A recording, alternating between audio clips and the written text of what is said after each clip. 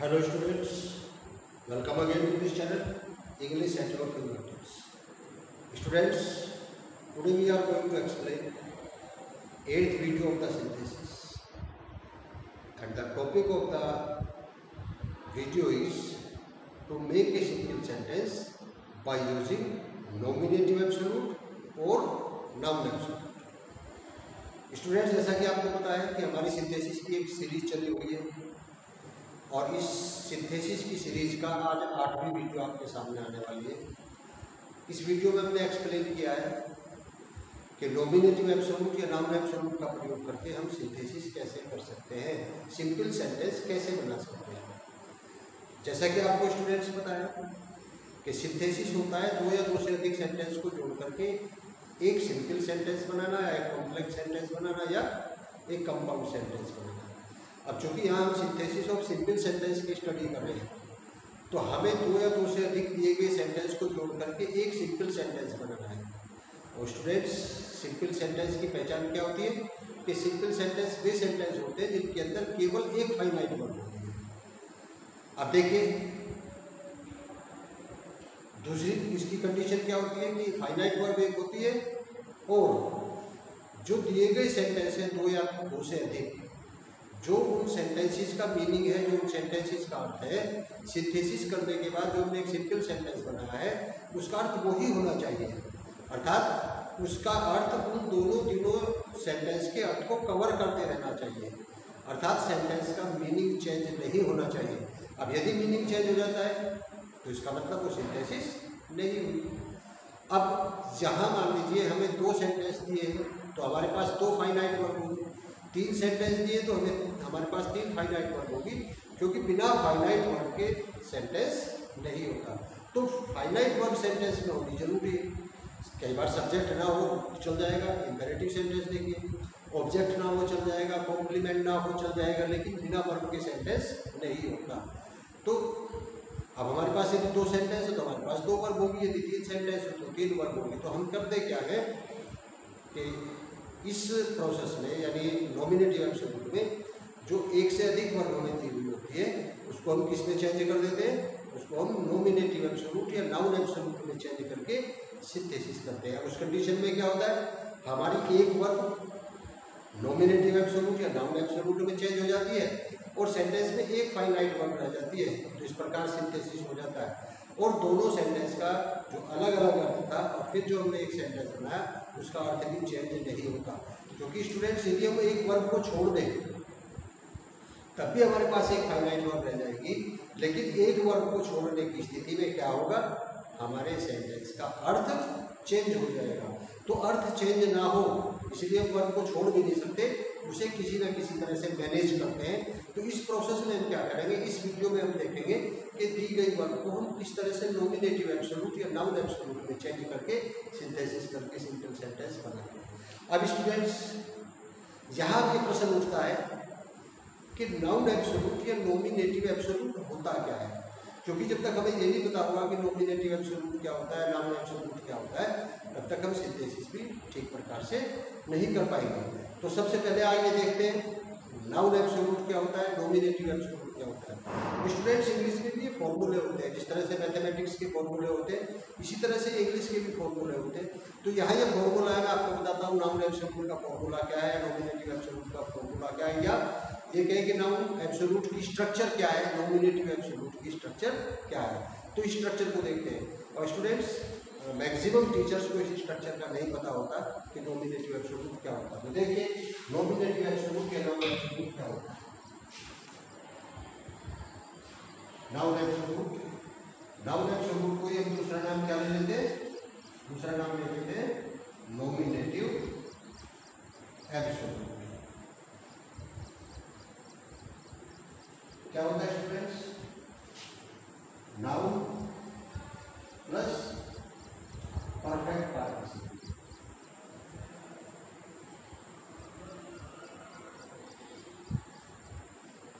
यानी किसी नाउन के बाद परफेक्ट पार्टिसिपल का प्रयोग करना, नाउन प्लस परफेक्ट पार्टिसिपल को हम क्या कहते हैं, नाउन एब्सोल्यूट कहते हैं या नॉमिनेटिव एब्सोल्यूट कहते हैं। अब स्टूडेंट्स, आपको पता है कि परफेक्ट पार्टिसिपल क्या होता है, पहले पढ़ चुके। चौथी पांचवी वीडियो में आपने पढ़ा था परफेक्ट पार्टिसिपल क्या होता है। तो परफेक्ट पार्टिसिपल को भी यदि हम यहाँ खोल के रख दें तो फॉर्मूला फिर क्या थोड़ा सा और एक्सपेंड हो जाएगा। क्या हो जाएगा, noun plus having plus third form verb की जे नाउन एब्सोल्यूट की एक्टिव फॉर्म होगी। स्टूडेंट्स आपने बताया कि having plus third form of verb, having plus third form of verb जो होती है वो क्या होती है, नाउन एब्सोल्यूट की एक्टिव फॉर्म होती है। और परफेक्ट पार्टिसिपल की एक्टिव फॉर्म क्या होती है, परफेक्ट पार्टिसिपल की भी एक्टिव फॉर्म को हम क्या कहते हैं, हैविंग प्लस वर्ब की थर्ड फॉर्म। तो हैविंग प्लस वर्ब की थर्ड फॉर्म क्या होती है, परफेक्ट पार्टिसिपल की एक्टिव फॉर्म होती है। तो इस एक्टिव फॉर्म को यदि हम नाउन के बाद रख देते हैं तो क्या हो जाता है हमारा, वो हो जाता है हमारा नॉमिनेटिव एब्सोल्यूट का एक्टिव फॉर्म।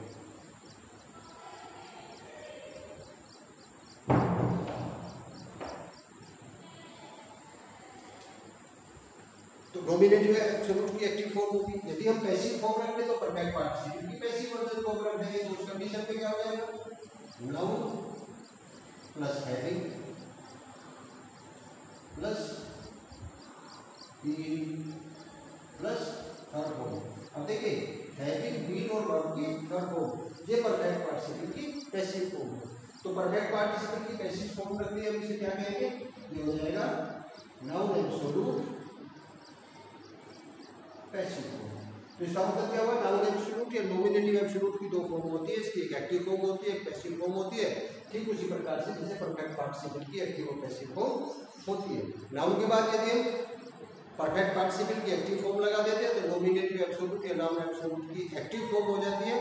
और यदि नाउन के बाद हम परफेक्ट पार्टिसिपल की पैसिव फॉर्म का यूज करते हैं तो वो नॉमिनेटिव एब्सोल्यूट या नाउन एब्सोल्यूट की पैसिव फॉर्म हो जाती है।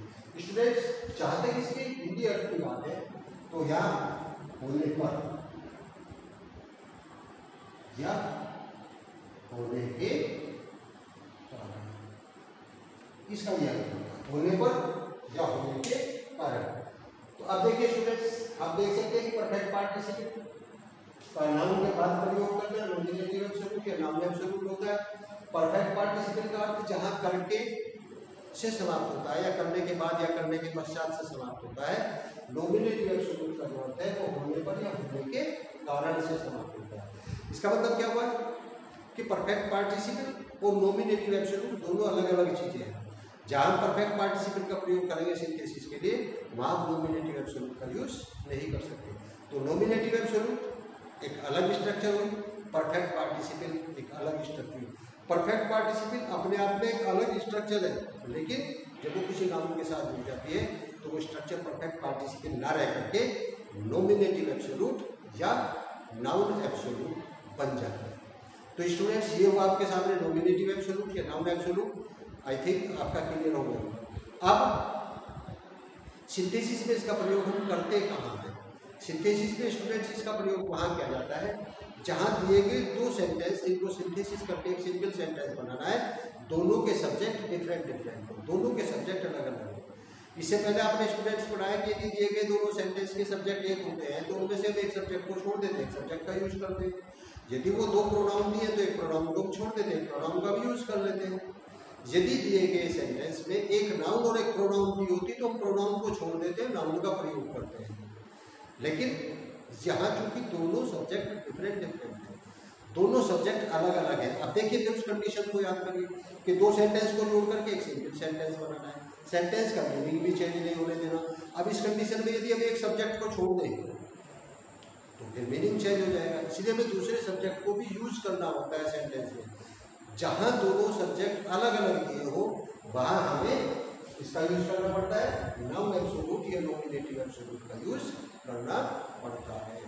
जबकि परफेक्ट पार्टिसिपल का प्रयोग हम कहाँ करते हैं स्टूडेंट्स, हम वहाँ करते हैं जहाँ एक कार्य के बाद दूसरा कार्य शुरू होता है, दोनों कार्य में कुछ समांतराल होता है, यानी एक कार्य समाप्त होने के थोड़ी देर बाद, कुछ देर बाद, कुछ समय अंतराल के बाद दूसरा कार्य प्रारंभ होता है।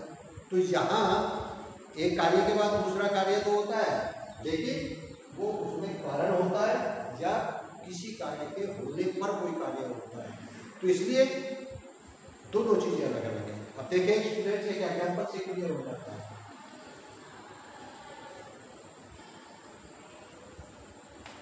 देखिए जैसे एक सेंटेंस है,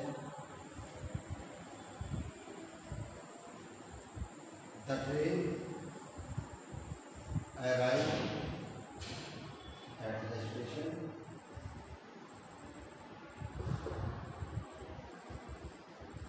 all the passengers stood। अब ध्यान दीजिए, जहां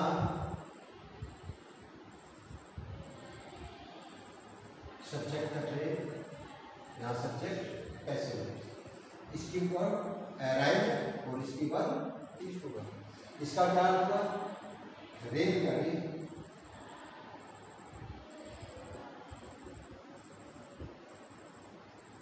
स्टेशन पर आई, और इसका क्या होगा, सभी यात्री खड़े हो गए। अब देखिए स्टूडेंट्स, ये पहले सवाल हुआ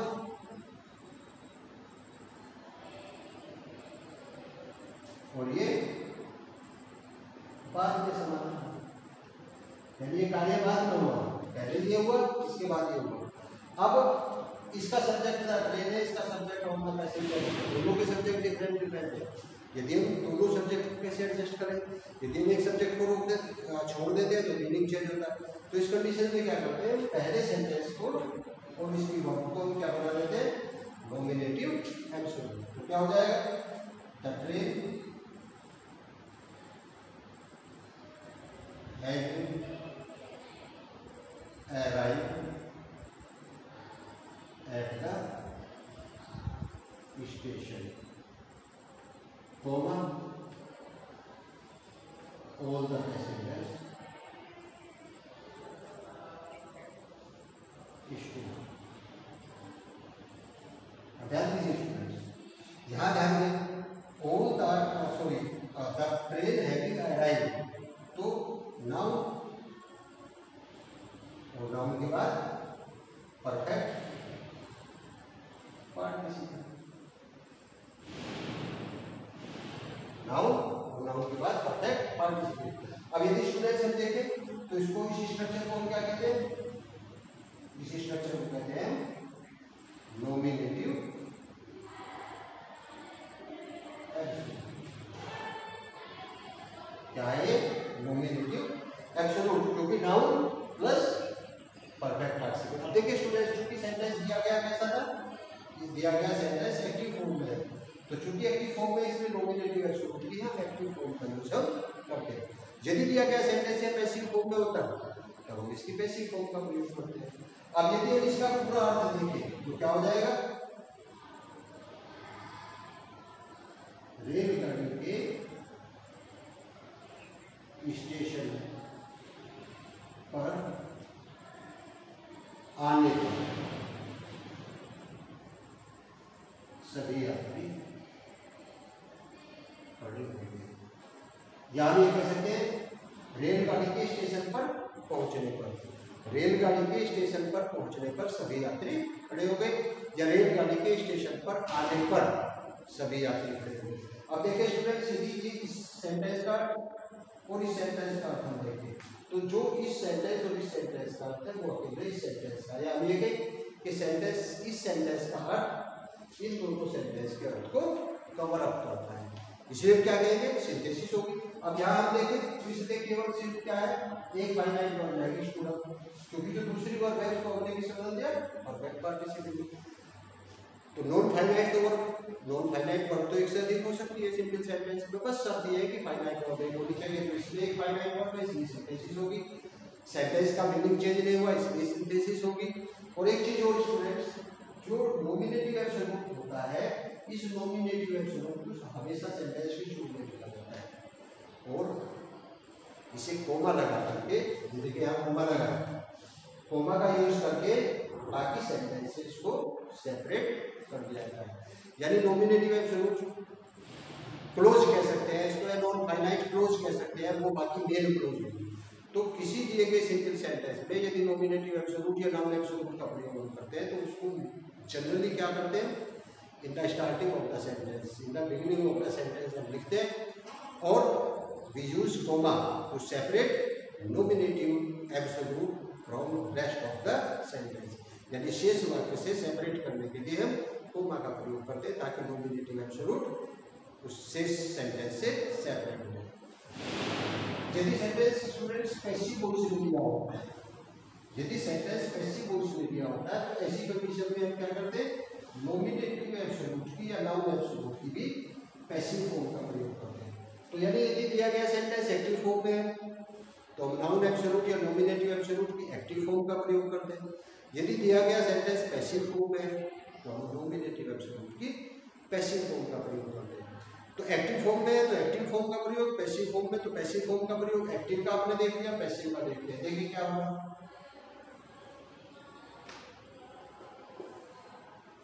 स्ट्राइक वाज कार्गो,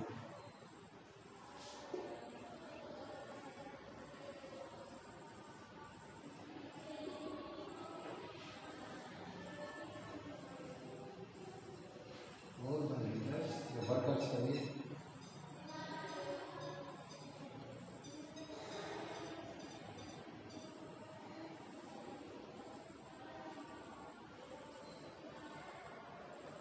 बैठ या टेक कर लीजिए, hold the workers take hold, या ये कर सकते हैं ऑल द वर्कर्स रिज्यूम। अब देखिए स्टूडेंट्स ये क्या है, हड़ताल वापस ले ली गई, सभी श्रमिक काम पर आ गए। अब देखिए इस स्टूडेंट्स इस सेंटेंस को देखिए, ये क्या है, वाज कार्गो, जब बी वर्ब बी के साथ यानी is are am was verb will be shall be के साथ थर्ड फॉर्म यदि किसी सेंटेंस में लगी है तो समझिए कि वो क्या है, पैसिव फॉर्म। तो यहाँ वाज के साथ थर्ड फॉर्म लगी है, पैसिव फॉर्म है।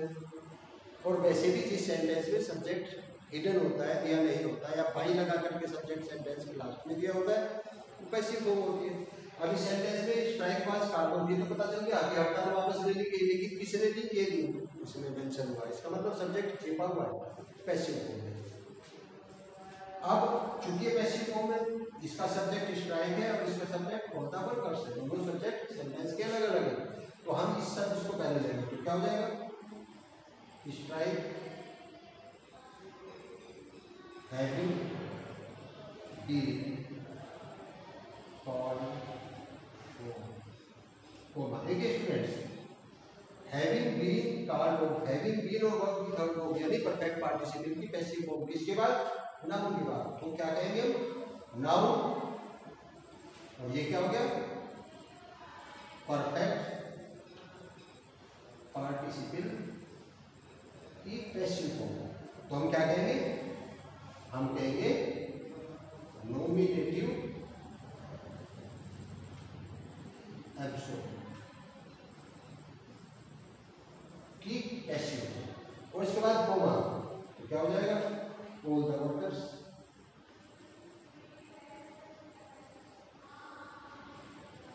केम और देखिए कि हिंदी में भी देखते हैं, हड़ताल वापस ले लिए जाने पर, हड़ताल वापस ले लिए जाने पर सभी श्रमिक काम पर आ गए। तो यदि दिया गया सेंटेंस पैसिव फॉर्म से तो हम परफेक्ट पार्टिसिपल पैसिव यूज करते हैं नाउन के बाद, या हम ये कहें कि नॉमिनेटिव एब्सोल्यूट की पैसिव फॉर्म का प्रयोग करते हैं। यदि दिया गया सेंटेंस एक्टिव मूड में होता है तब परफेक्ट पार्टिसिपल एक्टिव का प्रयोग करते हैं नाउन के बाद, यानी नॉमिनेटिव एब्सोल्यूट एक्टिव फॉर्म का प्रयोग करते हैं। एक स्टूडेंट्स कभी कभी क्या होता है, सेंटेंस में मेन वर्ब नहीं दी होती और सेंटेंस में प्राइमरी ऑक्सिलरी दी हुई होती है, और प्राइमरी ऑक्सिलरी में भी क्या होता है, वर्ग बी दी होती है, और आपको पता है स्टूडेंट्स वर्ग बी क्या होती है, वर्ग बी होती है is are am was were will be shall, ये हो सकती है। और ये फुल वर्ब का कार्य करती है, मेन वर्ब एब्सेंस होती है, मेन वर्ब की उपस्थिति में फुल वर्ब का कार्य करती है, इसीलिए इसको वर्ब बी कहा जाता है या प्राइमरी ऑक्सिलरी कहा जाता है। तो ऐसी कंडीशन में जब हम उसका परफेक्ट पार्टिसिपल बनाते हैं तो नाउन और नाउन के पास क्या होता है, be, noun plus be equal to nominative absolute.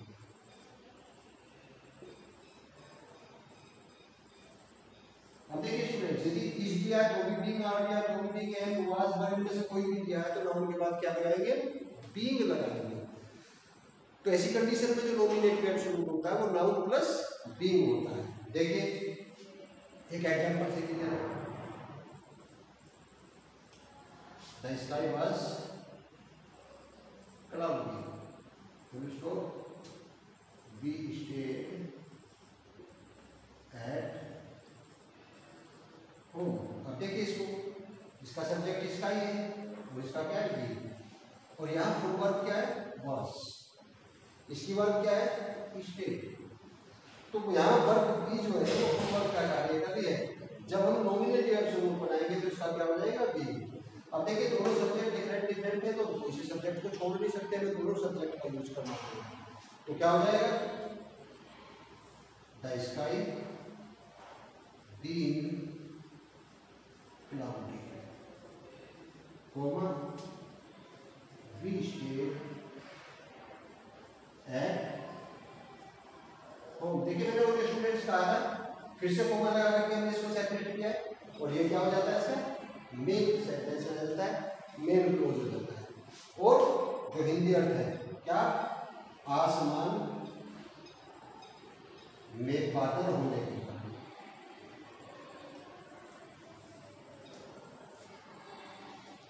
या बादल होने पर हम घर पर रहेंगे, या घर पर ही रुके। आसमान में बादल होने के कारण या आसमान में बादल होने पर हम घर पर ही रुके। तो स्टूडेंट्स, यदि वर्ब बी दी होती है तो नॉमिनेटिव एब्सोल्यूट के लिए हम नाउन प्लस बीइंग का प्रयोग करते हैं। एक और स्टूडेंट्स क्या है, कभी कभी सब्जेक्ट के रूप में इट दिया होता है। यदि सब्जेक्ट के रूप में इट दिया होता है उसके बाद वर्ब बी दी होती है, तो ऐसी कंडीशन में भी हम इट के बाद बीइंग का प्रयोग करके उसको नॉमिनेटिव एब्सोल्यूट बना लेते हैं। जैसे इट वाज संडे और वी एंजॉयड अलोन। अब देखिए यहाँ सब्जेक्ट इट है और यहाँ सब्जेक्ट, यहाँ क्या है, वर्ब बी, और यहाँ क्या है, वर्ब एंजॉयड। तो हम इसको क्या कर देंगे, it being, it being Sunday comma we enjoyed alone. क्या हो गया, रविवार होने के कारण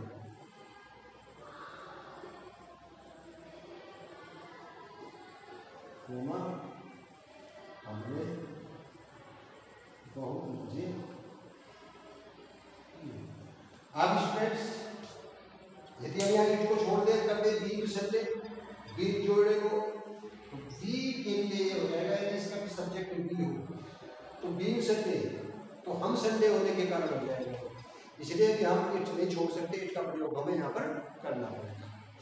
स्टूडेंट्स, ये जो आपका नॉमिनेटिव एब्सोल्यूट या नाउन एब्सोल्यूट टॉपिक है, ये सिंथेसिस के साथ साथ ट्रांसलेशन के लिए बहुत इंपॉर्टेंट है। क्योंकि ट्रांसलेशन, यदि आपकी ट्रांसलेशन की आपको डीप नॉलेज नहीं है तो आप कंपोजिंग नहीं कर पाएंगे। राइटिंग वर्क में जैसे आपको क्या करना होता है, एप्लीकेशन लिखनी होती है, लेटर लिखना होता है, एसे लिखना होता है, पैराग्राफ लिखना होता है, स्पीच लिखनी होती है, डिबेट में आपको डिबेट लिखनी होती है। तो राइटिंग यानी कंपोजिंग वाला जो पोर्शन है वो तभी आप बेटर कर पाते हैं, तभी बेहतर कर पाते हैं जब आपका आपको ग्रामर की डीप नॉलेज होती है। उसी ग्रामर का एक पॉइंट क्या है आपका, नॉमिनेटिव एब्सोल्यूट या नाउन एब्सोल्यूट। दूसरा स्टूडेंट्स जो पंक्चुएशन है, उस पंक्चुएशन टॉपिक का ये इंपॉर्टेंट पॉइंट है कि आप नॉमिनेटिव एब्सोल्यूट के बाद में क्या लगाते हैं, कॉमा लगाते हैं। तो पंक्चुएशन के लिए भी इम्पोर्टेंट, इसमें एक रूल है, ग्रामर की दृष्टि से भी इम्पोर्टेंट है और सिंथेसिस की दृष्टि से तो है ही। सिंथेसिस उसके बिना इस तरह के सेंटेंस की हम किसी भी ऑडियंस से कर नहीं सकते। इससे पहले आपने 7 वीडियोस देख लिए, उन 7 वीडियोस में जो नियम हमने लगाए थे वो कोई भी यहाँ पर एप्लीकेबल नहीं होता। यहाँ केवल नॉमिनेटिव एब्सोल्यूट या नाउन एब्सोल्यूट का यूज होकर के ही सिंथेसिस होती है। तो इस तरह से स्टूडेंट्स ये था आपका नॉमिनेटिव एब्सोल्यूट या नाउन एब्सोल्यूट का प्रयोग करके आप सिंपल सेंटेंस कैसे बना सकते हैं। स्टूडेंट्स आपको वीडियो कैसी लगी कमेंट बॉक्स में जाकर के कमेंट करके मुझे बता सकते हैं। यदि कोई चीज़ आपको समझ नहीं आई है तो कमेंट कर सकते हैं, मैं जैसे ही उसको देखूंगा मैं उस चीज़ को फिर से एक्सप्लेन कर दूँगा। यदि वीडियो अच्छी लगी स्टूडेंट्स तो लाइक करके कमेंट करके मुझे बताइए। यदि स्टूडेंट्स आपने मेरे चैनल को भी सब्सक्राइब नहीं किया तो चैनल को सब्सक्राइब करिए। अपने फ्रेंड्स के साथ जितना ज़्यादा से ज़्यादा आप वीडियो को शेयर कर सकते हैं, वीडियो को शेयर करिए ताकि आपके फ्रेंड्स भी इसका अधिक से अधिक लाभ उठा सकें। और स्टूडेंट्स एक बात ध्यान रखें कि जब भी आप सब्सक्राइब करेंगे तो जो बेल आइकन है उसको प्रेस कर देंगे। उससे क्या होगा कि आने वाले वीडियोज़ की नोटिफिकेशन आपको प्राप्त हो जाएगी। जब भी कोई नई वीडियो आएगी आपको नोटिफिकेशन मिल जाएगा कि English at your finger tips की तरफ से आज ये वीडियो रिलीज हुई है, आपको पता चल जाएगा तो आप उस वीडियो को देख सकते हैं। मिलते हैं किसी नेक्स्ट वीडियो में, तब तक के लिए थैंक यू वेरी मच।